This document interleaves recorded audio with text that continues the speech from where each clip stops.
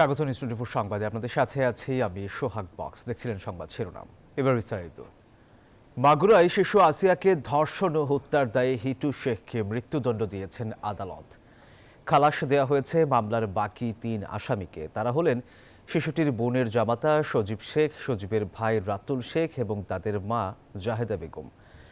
রায়ে অসন্তোষ প্রকাশ করেছেন আসিয়ার মা আয়েশা বেগম। বাদী বিবাদী দুপক্ষই রায়ের বিরুদ্ধে আপিল করার কথা জানিয়েছে। ছোট্ট শিশু আসিয়ার মৃত্যুতে কেঁদেছিল গোটা দেশ। যেভাবে ধর্ষণের পর শিশুটিকে মৃত্যুর দিকে ঠেলে দেওয়া হয়েছিল তা যে কোনো বর্বরতাকে হার মানায়। সরকারের আশ্বাসের পরও সাধারণ মানুষের মনে ছিল বিচার নিয়ে সংশয়। কিন্তু মাত্র 14 কর্মদিবসের মধ্যে এ মামলার বিচার কার্যক্রম শেষ করে অনন্য নজির গড়ল বিচার বিভাগ। কঠোর নিরাপত্তার মধ্যে শনিবারে রায়ের দিন বিচারকের সামনে হাজির করা হয় 4 আসামিকে। এরপর রায় ঘোষণা শুরু করেন মাগুরার নারী ও শিশু নির্যাতন দমন ট্রাইব্যুনালের বিচারক এম জাহিদ হাসান। রায়ে প্রধান অভিযুক্ত আসিয়ার বোনের শ্বশুর হিটু শেখকে মৃত্যুদণ্ড ও 1 লাখ টাকা অর্থদণ্ড দেওয়া হয়। আর ভয়ভীতি প্রদর্শন, আলামত নষ্টের অভিযোগ প্রমাণিত না হওয়ায় খালাস দেওয়া হয় আসিয়ার বোনের স্বামী ও ভাসুর ও শাশুড়িকে। গৃহীত সাক্ষ্য প্রমাণের ভিত্তিতে এবং আনিত অভিযোগ প্রমাণিত হওয়ায় তাকে দোষী সাব্যস্ত ক্রমে এই আইনে সর্বোচ্চ শাস্তি মৃত্যুদণ্ড প্রদান করেছেন।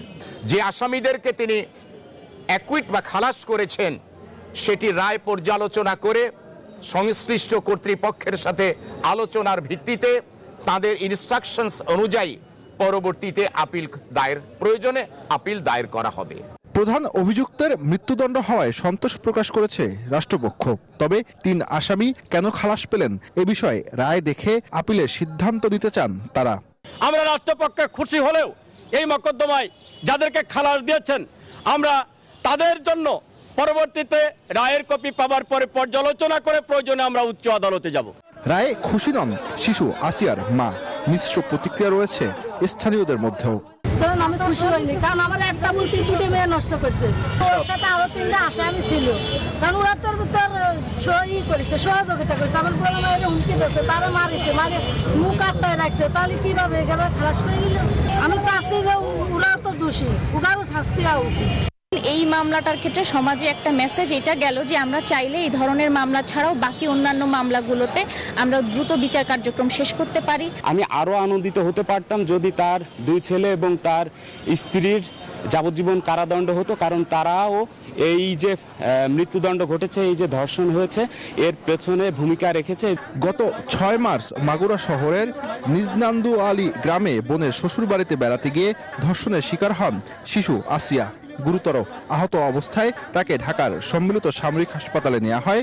গত 13 মার্চ মারা যায় শিশুটি।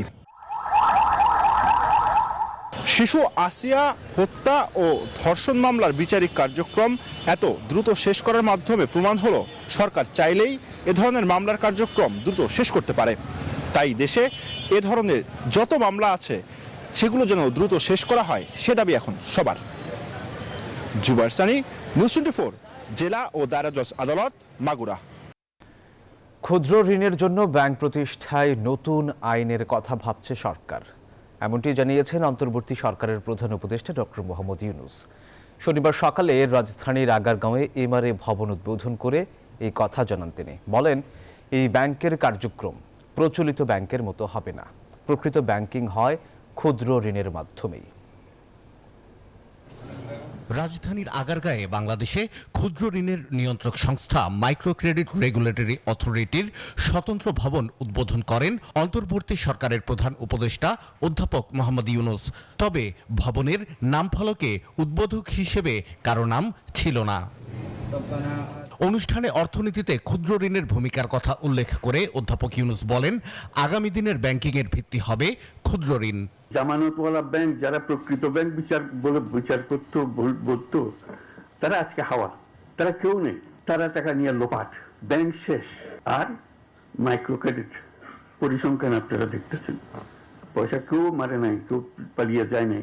ব্যাংক কাকে বলবেন এখন? আপনারা বিচার করেন, ব্যাংক কোনটা? কাজে যেটা প্রকৃত ব্যাংক সেটির দিকে আমরা নজর দিই না। প্রধান উপদেষ্টা বলেন, প্রচলিত ব্যাংকিং ধারণার বাইরে ক্ষুদ্র ঋণ প্রদানকারী সংস্থাগুলোর মাধ্যমে নতুন ব্যাংকের লাইসেন্স দেবে সরকার। এখন নতুন চিন্তা করতে হবে এখানে, মাইক্রো ক্রেডিট ব্যাংক স্থাপন, এটা এখন এনজিও থেকে উত্তরণ হতে হবে। এনজিও পর্যায়ে রয়ে গেলে এটা ঠিক আবার ওই ব্যাংকিং মেজাজে আসবে না। মেজাজে আসতে হলে তাকে ব্যাংক হতে হবে। এই মাইক্রো ক্রেডিট ব্যাংক নামে একটা আইন করতে হবে, যেটা আইনের কথা আবাসিক নীতি আমরা পাচ্ছি এখানে। এটা পরিষ্কারভাবে এটা নতুন একটা ব্যাংক হতে হবে, নতুন আইনে। সেটা regulatory authority, micro credit regulatory authority হতে পারে, ভিন্ন অথরিটি হতে পারে, কিন্তু we need a separate banking law. Doctor Yunus জানান, গ্রামীণ ব্যাংকের মতোই এই ব্যাংকগুলোর মালিকানায় থাকবেন ঋণ গ্রহীতারা। তিনি আশা করেন, বিনিয়োগের প্রয়োজনীয় টাকা নিশ্চিত করা গেলে তরুণরা আর চাকরির পেছনে ছুটবে না। এরকম হাজারে হাজারে তরুণ এখন সে কাজে আছে। শাহ আলী জয়, নিউজ 24, ঢাকা। খুলনায় আজ বিএনপির তারুণ্যের সমাবেশ আয়োজন ঘিরে উচ্ছ্বসিত নেতাকর্মীরা। নগরের ঐতিহাসিক সার্কিট হাউস মাঠে সমাবেশ শুরু হবে বিকাল 3টায়। এরই মধ্যে তারুণ্যের সমাবেশে যোগ দিতে খুলনা, বরিশাল বিভাগের বিভিন্ন জেলা উপজেলা থেকে খণ্ড খণ্ড মিছিল নিয়ে আসছেন নেতাকর্মীরা। সমাবেশে কয়েক লক্ষ তরুণের সমাগম হবে বলে আশা নেতাকর্মীদের। এই সমাবেশে প্রধান অতিথি হিসেবে উপস্থিত থাকবেন বিএনপির স্থায়ী কমিটির সদস্য সালাউদ্দিন আহমেদ। সকল প্রস্তুতি সম্পন্ন, 3টার সময় আজকের সমাবেশ শুরু হবে এবং আমরা প্রত্যাশা করছি এই সমাবেশে খুলনা ইতিহাসে সবচেয়ে বৃহৎ তরুণদের জমায়েত হবে আজকে এই সার্কিট হাউস মাঠে। এই তারুণ্যের সমাবেশের মাধ্যমে আমরা সারা বাংলাদেশকে জানিয়ে দিতে চাই, আমাদের নেতা তারেক রহমান, আমাদের নেত্রী বেগম খালেদা জিয়ার সাথে এদেশের তরুণরা রয়েছে এবং এই দেশের তরুণরা কারো কাছে বিক্রি হয়ে যায়নি। দর্শক, বিএনপির তারুণ্যের সমাবেশের খবর জানাতে এই মুহূর্তে খুলনা থেকে সরাসরি যুক্ত হচ্ছেন সহকর্মী সাইফুল ইসলাম। সাইফুল, সমাবেশ ঘিরে নেতাকর্মীরা কি বলছেন, কতটা উচ্ছ্বসিত এবং এই মুহূর্তে নেতাকর্মীদের উপস্থিতি কেমন দেখছেন?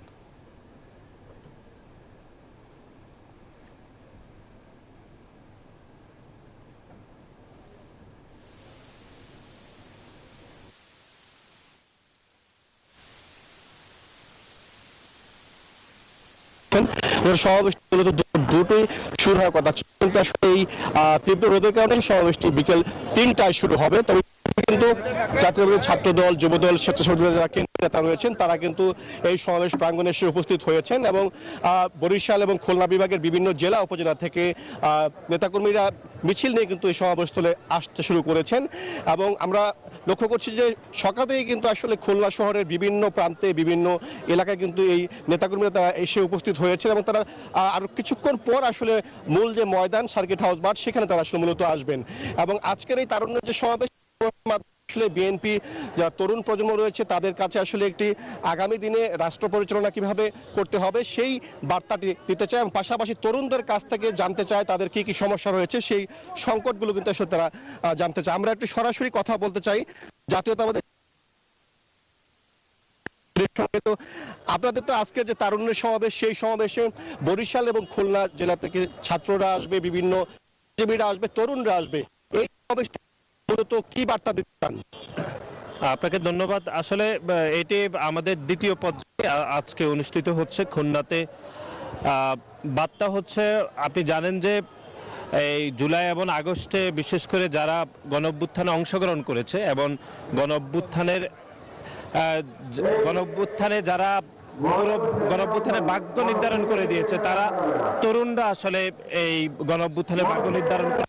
বাংলাদেশ বিনির্মাণে তরুণদের এক ধরনের অংশীদারিত্ব রয়েছে এবং সেই তরুণদেরকে আশা আকাঙ্ক্ষা বাস্তবায়নে আগামী যে বাংলাদেশের জন্য আমরা যে স্বপ্নের বাংলাদেশের জন্য আমরা গত 15-16 বছর ধরে বাংলাদেশের একটি গণতান্ত্রিক বাংলাদেশের জন্য আমরা বাস্তবায়ন করার জন্য আমরা স্বপ্ন দেখছি। বিশেষ করে 2014, 2018 এবং 2024-এর তরুণরা ভোটদান থেকে তরুণদেরকে বাধাগ্রস্ত করা হয়েছে। সেই তরুণদের কথা চিন্তা ভাবনা করে আমাদের দলের ভারপ্রাপ্ত চেয়ারম্যান জনাব তারেক রহমান আজকের এই ঐতিহাসিক রাজনৈতিক অধিকার প্রতিষ্ঠার যে তারুণ্যের সমাবেশ অনুষ্ঠিত হবে, এখানে আমরা যেটি বার্তা দিতে চাই সেটি হচ্ছে, আমরা মনে করছি যে আগামীর বাংলাদেশ বিনির্মাণে তরুণরাই হচ্ছে সবথেকে বড় শক্তি এবং তরুণদের মতামতকে আমরা প্রতিষ্ঠা প্রতিষ্ঠা করতে চাই আগামীর বাংলাদেশ বিনির্মাণে, যেখানে তরুণরাই ভিত্তিতে বাংলাদেশ করবে। ধন্যবাদ। যেমনটা শুনছিলেন জাতীয় সাধারণ সম্পাদক নাসিরউদ্দিন নাসির, তিনি কিন্তু বলছিলেন তরুণদেরকে সাথে নিয়ে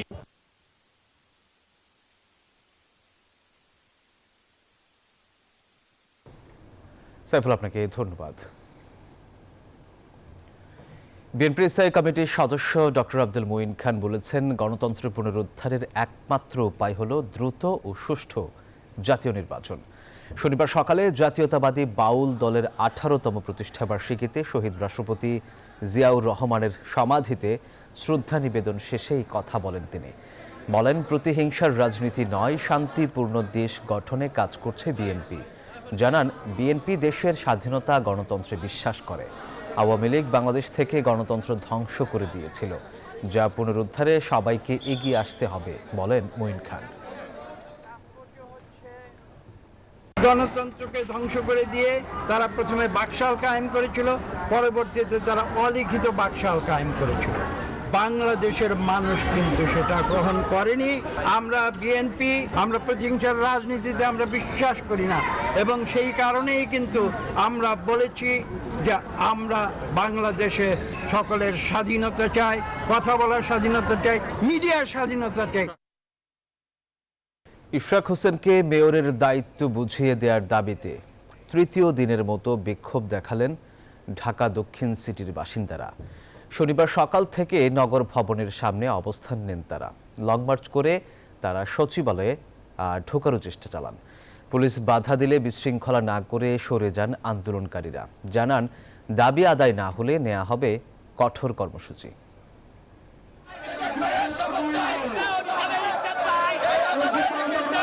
আদালতের রায় এবং নির্বাচন কমিশনের গ্যাজেট প্রকাশের পরেও এখনও ঢাকা দক্ষিণ সিটি কর্পোরেশনের মেয়র হিসাবে শপথ নিতে পারেননি বিএনপি নেতা ইশরাক হোসেন। এর প্রতিবাদে গত বুধবার থেকে নগর ভবনের সামনে অবস্থান ও বিক্ষোভ কর্মসূচি পালন করছেন তার সমর্থকরা।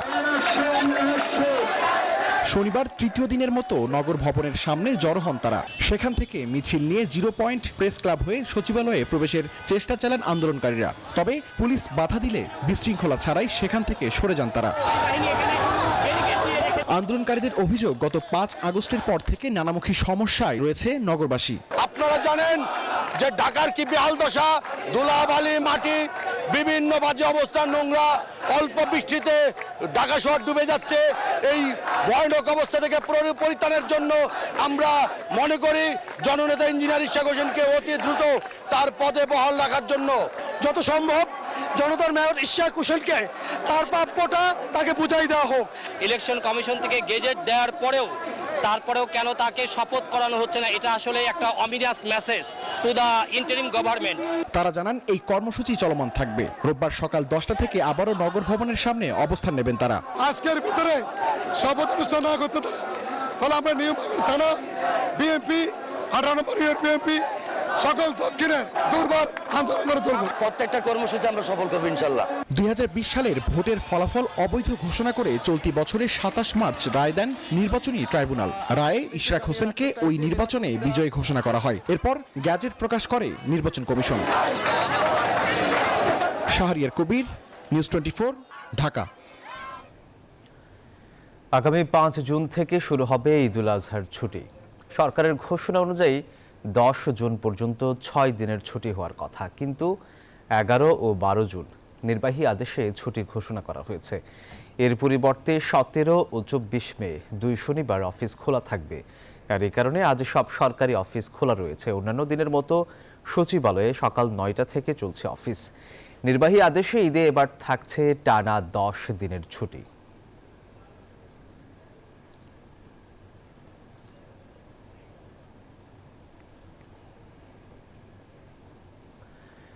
পৌষিন নয়, বাংলাদেশি নাগরিকদের সঠিক নিয়মে পাঠানোর অনুরোধ জানিয়েছেন স্বরাষ্ট্র উপদেষ্টা জাহাঙ্গীর আলম চৌধুরী।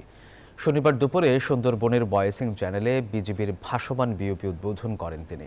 বলেন, কূটনীতিকভাবে পৌষিনের প্রতিবাদ জানিয়েছে ঢাকা। নাইমাল জিকুর প্রতিবেদনে বিস্তারিত। পৃথিবীর সর্ববৃহৎ প্রাকৃতিক ম্যানগ্রোভ ফরেস্ট সুন্দরবন।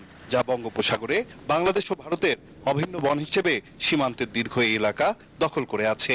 সুন্দরবনের গহীন অরণ্যের দুর্গম এই জলসীমান্তের সার্বিক সুরক্ষা তাই অত্যন্ত চ্যালেঞ্জিং। গহীন অরণ্যে সীমান্ত সুরক্ষা, চোরাচালান দমন, মাদক পাচার রোধ, অবৈধ অনুপ্রবেশ, নারী ও শিশু পাচার প্রতিরোধ সহ যে কোনো আন্তঃসীমান্ত অপরাধ দমনে কার্যকর ভূমিকা রাখতে বয়সিং চ্যানেলে নির্মাণ করা হলো ভাসমান বিওপি, যার উদ্বোধন করেন স্বরাষ্ট্র উপদেষ্টা। ভারত থেকে পুশিন রুখতে সীমান্ত এলাকার স্থানীয়দের সহযোগিতা চান বিজিবি প্রধান। প্রতিরোধ করার আমরা চেষ্টা করছি, দেখছেন প্রতিনিয়তই। সত্যি কথা বলতে আজকে সকালেও কিছু পুশিন হয়েছে, আমরা তথ্য পেয়েছি।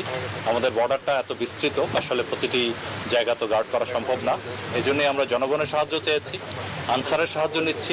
পুলিশ এবং আপনারা অনেক প্রত্যন্ত অঞ্চলে কাজ করেন, এটা নিয়ম বহির্ভূতভাবে কাজ হচ্ছে, এটা আমি আগেও বলেছি। আর স্বরাষ্ট্র উপদেষ্টা বলেন, বাংলাদেশে অবস্থানরত অবৈধ ভারতীয়দের চিহ্নিত করে নিয়ম মেনেই ভারতে পাঠানো হবে। আমাদের বাংলাদেশি যদি কেউ ইন্ডিয়া থেকে থাকে, আপনারা প্রপার চ্যানেলে পাঠান। প্রত্যেকটা একটা প্রপার চ্যানেল আছে, যেমন আমরাও ইন্ডিয়ান যারা বাংলাদেশে আছে তাদেরও আমরা প্রপার চ্যানেলে পাঠাই। আমরা কিন্তু কাউরে পুশিং করি না। অবৈধভাবে ইন্ডিয়ান যারা আছে তাদের আমরা এইভাবে পুষবো কেন, আমরা যে প্রপার চ্যানেল আছে ওইভাবে পাঠাবো। যেহেতু এইভাবে অবৈধভাবে পাঠানোটা কিন্তু আইনত সিদ্ধ নয়। পুশিন ঠেকাতে সীমান্তবর্তী এলাকায় কঠোর নজরদারি করা হচ্ছে। সম্প্রতি বাংলাদেশের বিভিন্ন সীমান্ত দিয়ে 4 শতাধিক ব্যক্তিকে পুশিন করা হয়েছে। সমস্যা সমাধানে ভারতের সঙ্গে আলোচনা হবে, জানান স্বরাষ্ট্র উপদেষ্টা। নাইম আলচিকো, নিউজ 24, সুন্দরবন। রাজবাড়ীতে মোবাইলে প্রবাসীর স্ত্রীর গোসলের ভিডিও ধারণের অভিযোগ দিয়ে রূপল শেখ নামের এক যুবককে পিটিয়ে হত্যার অভিযোগ উঠেছে। শুক্রবার সন্ধ্যায় নিজ বাড়ি থেকে তুলে নিয়ে গিয়ে তাকে পিটিয়ে হত্যা করা হয়েছে বলে অভিযোগ পরিবারের। নিহত রূপল রাজাপুর গ্রামের জিন্নাত শেখের ছেলে। রূপল পেশায় ছিলেন ভ্যান চালক। স্বজনরা জানান, মঙ্গলবার প্রবাসী রাকিবুলের স্ত্রীর গোসলের ভিডিও ধারণের অভিযোগে রূপলকে মারধর করা হয়। আবারও শুক্রবার সন্ধ্যায় কয়েকজন তাকে তুলে নিয়ে পিটিয়ে হত্যা করে। এই ঘটনায় রূপলের মামা 10 জনের নাম উল্লেখ সহ অজ্ঞাতনামা কয়েকজনের বিরুদ্ধে মামলা করেন। ইতিমধ্যে 4 আসামিকে গ্রেপ্তার করেছে পুলিশ।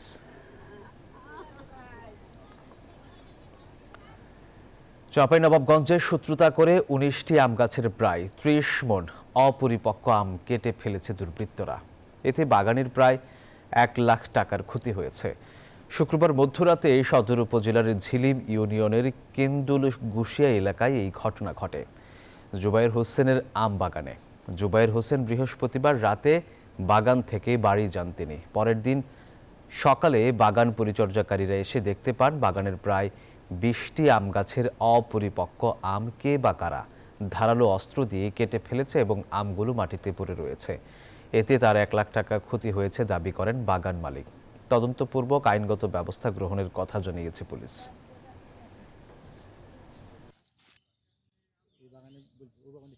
রাজধানীর ইন্টারন্যাশনাল কনভেনশন সিটি বসুন্ধরায় চলছে 60তম বাংলাদেশ আন্তর্জাতিক শিক্ষা মেলা।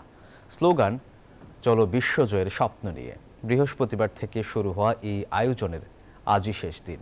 আয়োজকরা বলছেন, তরুণদের উচ্চশিক্ষার স্বপ্ন পূরণে সহায়তা করাই তাদের লক্ষ্য। শনিবার সকাল থেকে রাজধানীর ইন্টারন্যাশনাল কনভেনশন সিটি বসুন্ধরায় শিক্ষার্থী অভিভাবকদের ভিড়। 60তম বাংলাদেশ আন্তর্জাতিক শিক্ষা মেলায় বিভিন্ন দেশের বিশ্ববিদ্যালয়ের প্রতিনিধিদের সঙ্গে কথা বলার সুযোগ পেয়েছেন শিক্ষার্থীরা। কিভাবে আবেদন করতে হবে, স্কলারশিপ সুবিধা কোথায় কেমন রয়েছে, ভবিষ্যতে কেরিয়ার কেমন হবে, এসব নিয়ে সবার তুমুল আগ্রহ। আমার ড্রিমটা ছিল কানাডা যাব, তো এখানে যাওয়ার জন্য কি কি করা লাগে আমি এই সম্পর্কে জানতে আসলাম। আমি এসেছি এখানে আসলে মেইনলি জাপানে যাওয়ার জন্য কি কি লাগে এটা জানতে। তো তারপর হয়েছে কস্টিং কতটুক, তারপর তারা এখানে সাপোর্ট কি দিতে পারবে, কারণ ল্যাঙ্গুয়েজ কোর্স একটা বিষয়। এখানে এসে আমি আমার যে লক্ষ্যমাত্রা সেটা আমি খুঁজে পেয়েছি, যে বয়স আসলে কোনো ফ্যাক্ট না, জ্ঞান অর্জনের জন্য পৃথিবীর দুয়ারগুলো এখনো অনেক উন্মুক্ত। ধৈর্য ধরে সব প্রশ্নের বিস্তারিত পরামর্শ দিলেন বিশ্ববিদ্যালয়ের প্রতিনিধিরা। এবারে আয়োজনের স্লোগান ছিল, চলো বিশ্বজয়ের স্বপ্ন নিয়ে। এবারে টাইটেল স্পন্সর যুক্তরাজ্যের খ্যাতনামা এংলিয়া রাস্কিন ইউনিভার্সিটি। আয়োজকরা জানান, এবারে মেলায় এসেছে দেশের শীর্ষস্থানীয় 40টি প্রতিষ্ঠান।